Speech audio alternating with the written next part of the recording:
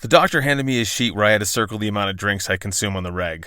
I honestly asked, are these options weekly or per shift?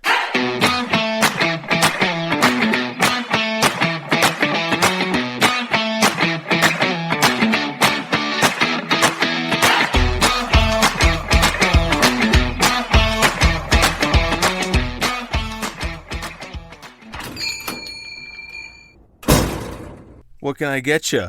Drunk.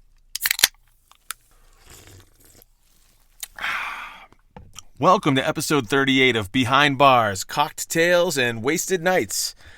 I'm your host, Greg. I've been working as a bartender for over 20 years, and over those years, I've seen a lot. My goal here is to share some of those high and low lights with you. Quick warning, this podcast contains sex, drugs, and some language that isn't suitable for anyone under 21 years of age, so you gotta have some ID. Okay, before we get started, I need to apologize for the gap before this episode. It happens to every writer now and again. I've been arrested by something. In my head. And I've been entrenched in an intense bout with writer's block, which sucks because I've got other irons in the fire I'm too paralyzed to touch. So, I figured I'd put my ass in the seat and try to bust through it, and I thought, what better topic than my personal brand of mental offness? My end of LA story in lurid detail. Before I start confessing, you'll need a drink. For this one, I recommend the Chain Reaction, created by Danny Natali in LA in 2021. Pour an ounce and a half of smoky scotch into a shaker tin, I suggest Lafroig, 1/2 ounce of Montenegro, 3/4 of lemon juice, 1/2 ginger syrup, and 1/2 honey syrup, shake and strain and dirty dump into a rocks glass, and enjoy. Oh, and if you don't have any of that shit lying around, go with 2 shots of silver tequila and 2 fat rails of yayo, because this one's a roller coaster. Okay, on with the story. If you haven't heard The Night the Bull Went Mad, I strongly suggest going back to that one, because that's where I seriously started breaking down, and it's where this one picks up, Mad Bull's Tavern. That job almost broke me. Well, I guess in a way, it did.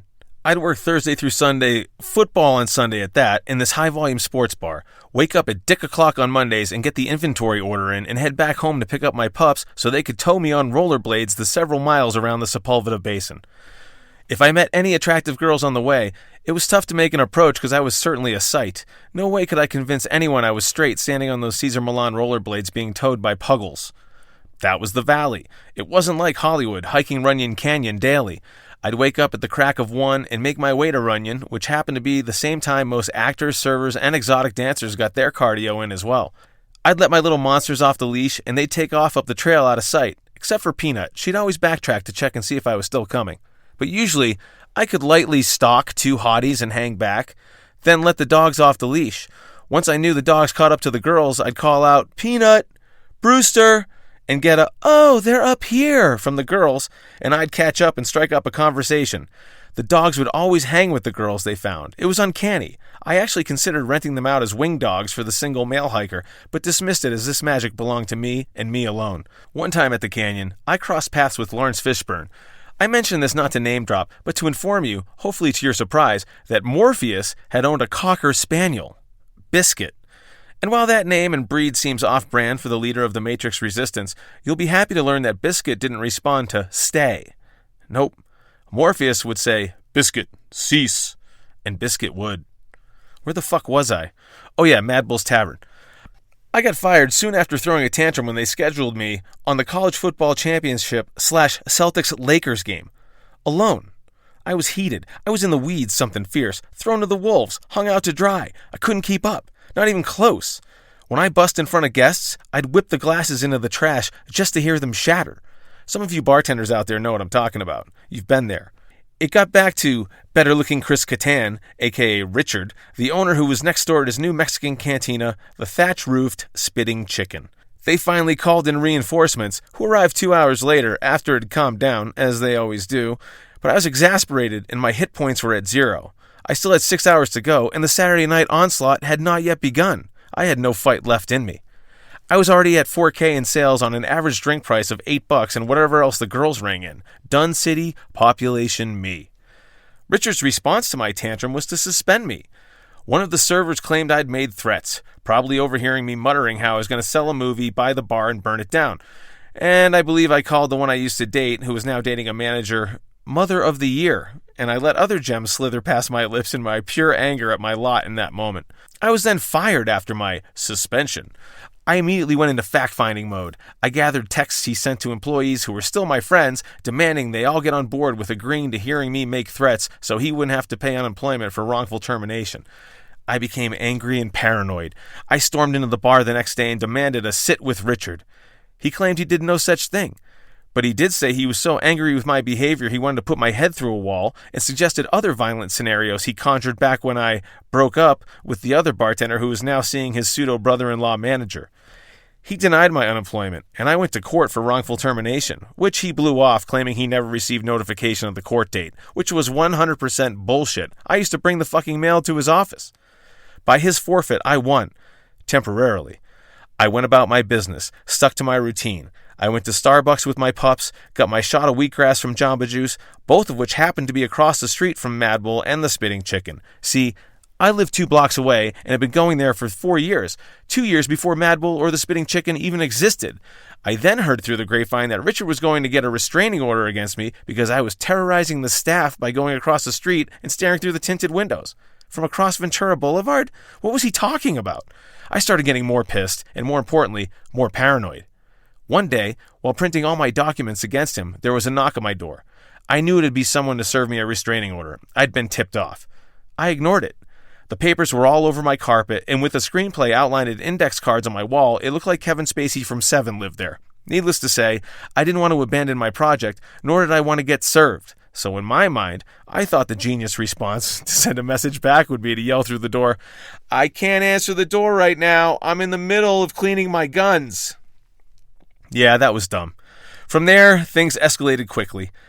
I found that on every job interview I went on, the interviewer would say, "So, you used to work for Richard."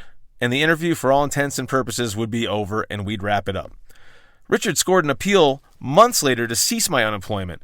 My aunt gave me a ride to court as my Audi I'd only owed $1,300 on was repossessed. When I walked into the waiting room, there was Richard, with 20 former coworkers and 20 former friends, all ready to vouch for Richard and back up his story. Richard and I went in, and he threw a tantrum, saying I was making threats, terrorizing the staff, the whole nine. He tried to make an impassioned courtroom speech like he was in a legal thriller, and I just sat quietly, focusing on a squirrel seated on a branch outside the window, hoping he wouldn't smack me upside the back of my head. Richard, not the squirrel. When he was finished, I responded with the argument that he had created a hostile work environment, cited a meth-smoking manager, understaffing, and threatening violence himself, including a word-for-word document of our sit, the day after my firing, that I handed to the judge. He took the papers and said, "Mr. Studley, is this a script? How can you remember something 5 months ago with such detail?" "I secretly recorded our conversation," I said. That was it. Richard really lost it then. I smiled. He mentioned his parents who died from cancer, growing up in New Jersey, even claimed that I should be a lawyer at one point. It was all over the place and irrelevant, and the judge told him as such.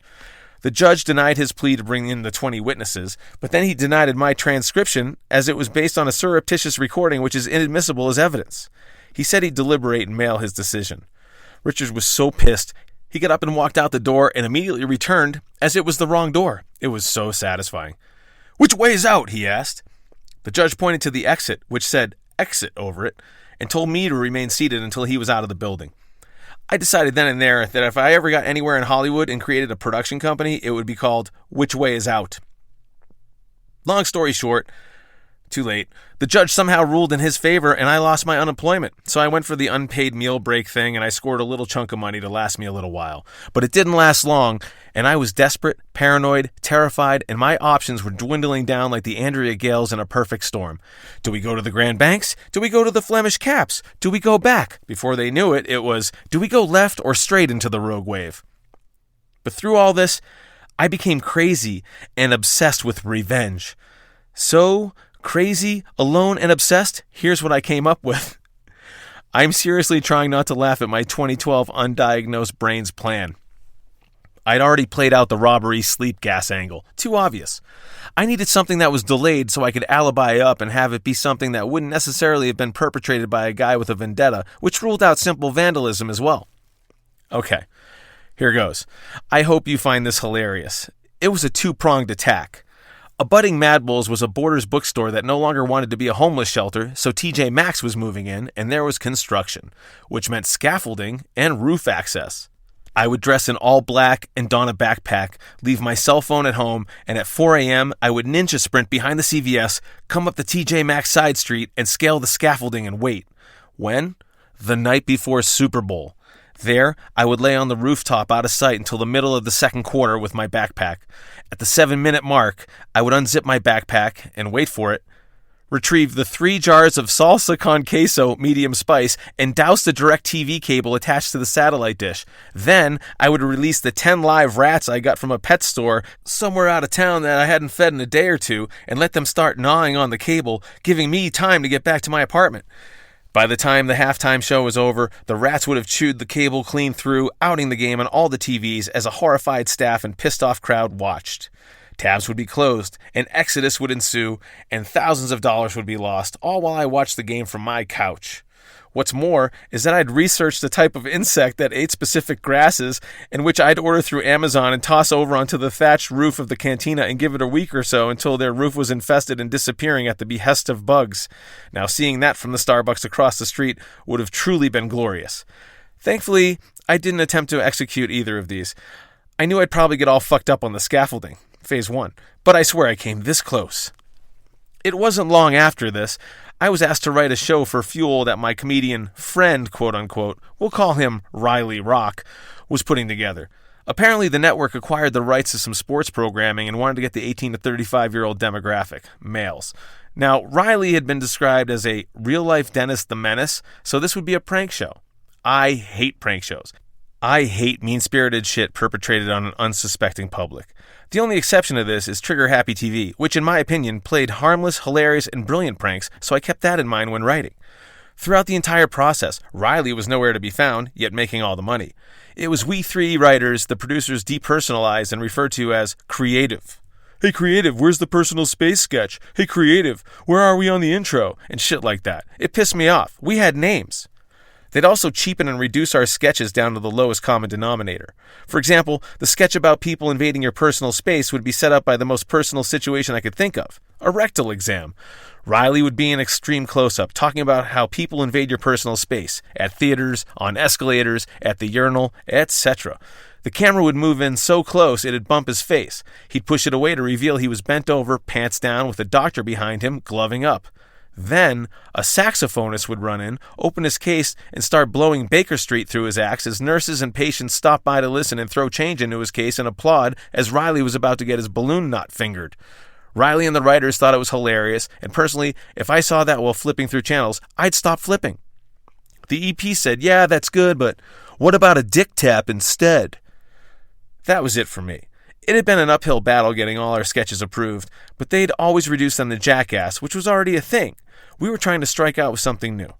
Broke, carless, getting groceries on EBT, and from my aunt who'd give me a paper bag of food and toiletries and slip a C-note in there, I still quit the show. On the first day of shooting. In my mind, I didn't care. He had all the sketches written out, I just wanted my name off it. He didn't need me. Riley immediately sent me a lengthy, nasty text asking, how dare I do this? Telling me he'd have me banned from the comedy clubs, tell every agent and exec in town I was nuts and impossible to work with, and I was through in Hollywood before I even got anywhere. Well, I'd been through the ringer, and this wasn't the first time with him. He once made me write a letter of apology after an incident at the MTV Movie Awards, and was a demon on several shoots we did as the comedy troupe Velcro. I'd had it. Wasn't going to take any more shit. I immediately got myself to the shoot location. I came up with a prank about lying on job interviews, the crux of which was to test a control group who'd do a legit job interview, practicing the right techniques, having the standard answers, and all that shit, against a variable group we encouraged to be completely honest and see how far we could go and what they'd actually admit. Riley was to play the character of Jack Depler, CEO of Unlimited Data Limited. The EP's lawyer owned a 10-story building on the Miracle Mile, and we got the top floor for a convincing set. I got there, found all the marks seated in reception with their resumes. Are you all here for an Unlimited Data interview? I asked. They nodded. Yeah, it's bullshit. It's for a prank show. I wrote the fucking prank. You're all about to be duped, and we're deliberately wasting your time. I sank the whole thing. About $10,000 lost so far. Check. I then went upstairs looking for Riley. I armed myself with a bottle of Perrier and demanded to see him. I'd surmise he never had an older brother who kicked his ass when he got out of line,